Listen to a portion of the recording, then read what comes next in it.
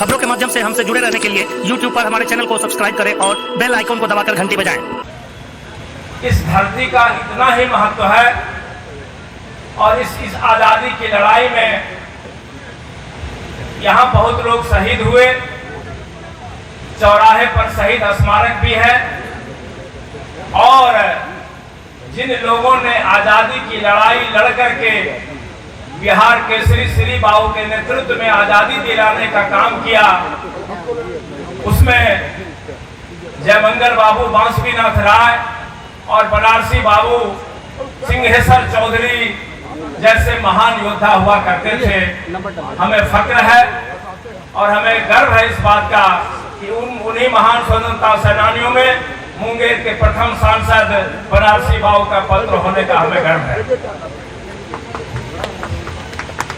आज हम लोग ऐसे समय में आए हैं आपके बीच में जब देश बहुत ही कठिनाइयों के दौर से गुजर रहा है।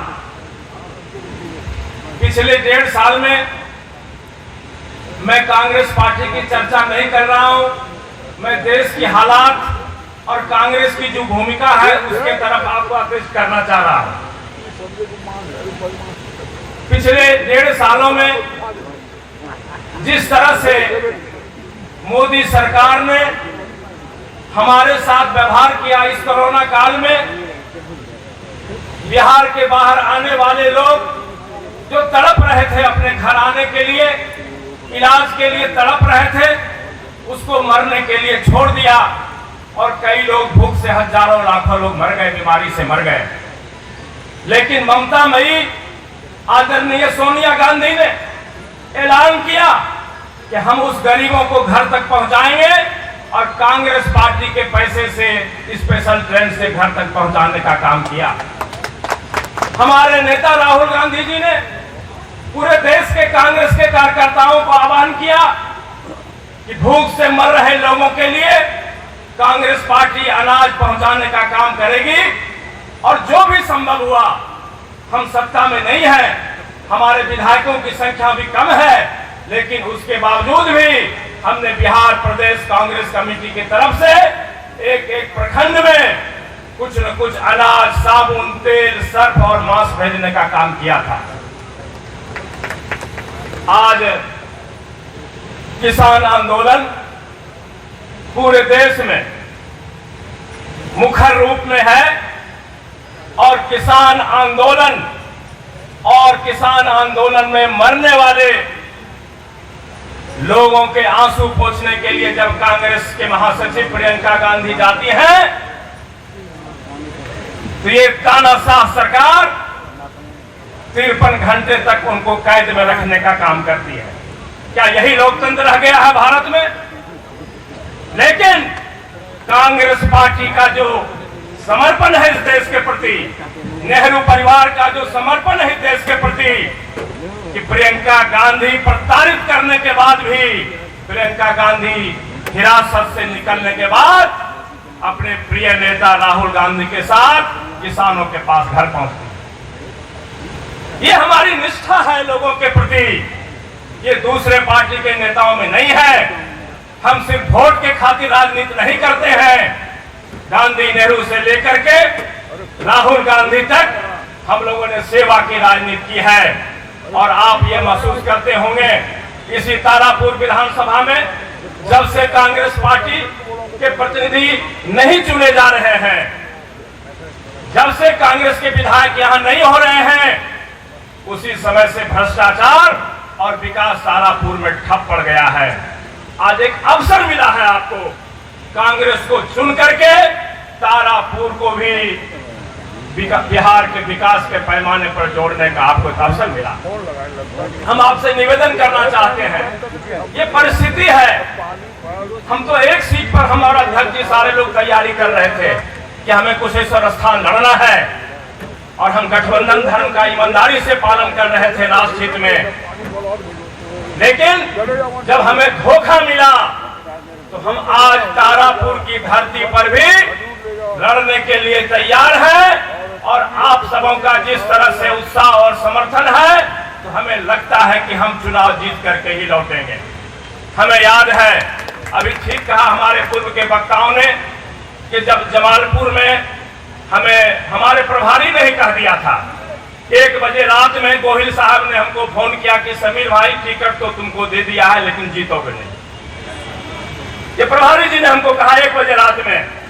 53 साल से कांग्रेस हार रही थी और राजनीतिक रूप से तुम कमजोर हो जाओगे, ये गलत तुम्हारा डिसीजन है।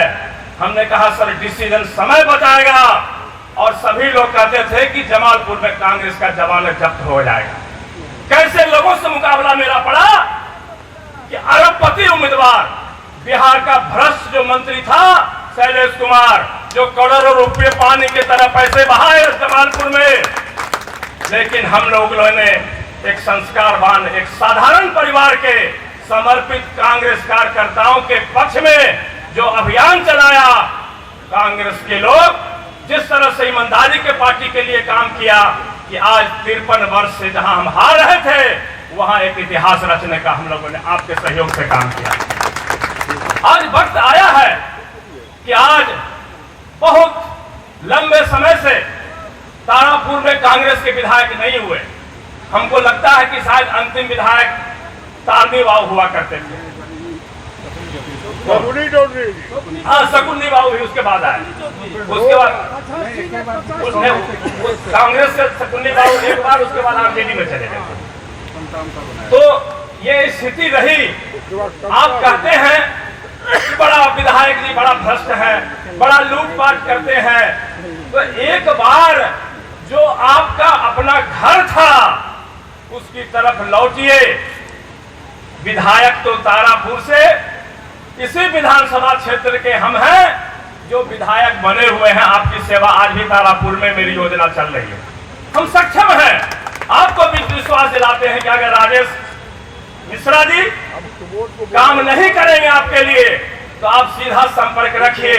मैं वादा करता हूं कि जो हमसे होगा, क्योंकि राजेंद्र बाबू ने कभी झूठ नहीं बोला, बनारसी बाबू ने कभी झूठ नहीं बोला, तो मैं तीसरी पीढ़ी में ये विश्वास दिलाना चाहता हूं कि मैं झूठ की राजनीति नहीं करता हूं, प्रलोभन की राजनीति नहीं करता हूं, लेकिन तारापुर का विकास करने में मेरी रुचि है।